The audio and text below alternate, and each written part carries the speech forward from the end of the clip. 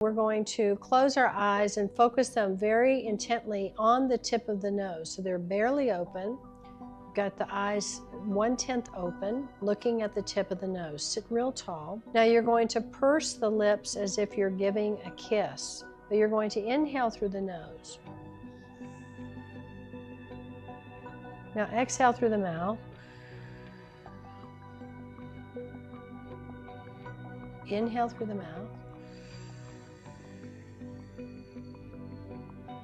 And exhale through the nose. Keeping the lips pursed the whole time. Inhale through the nose. Exhale mouth.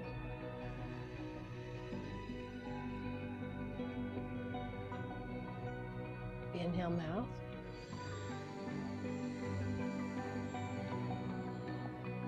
Exhale nose.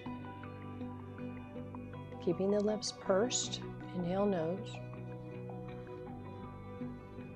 Exhale mouth.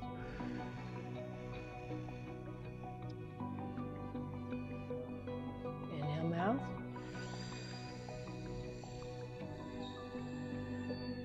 Exhale nose. Keep going. We're here for another 1.5 minutes.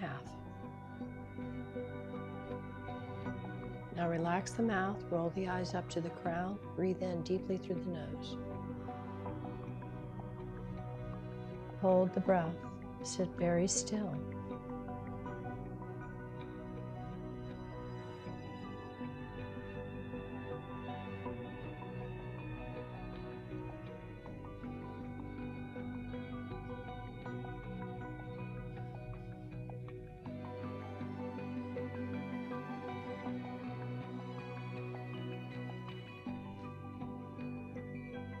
Exhale, relax the hands.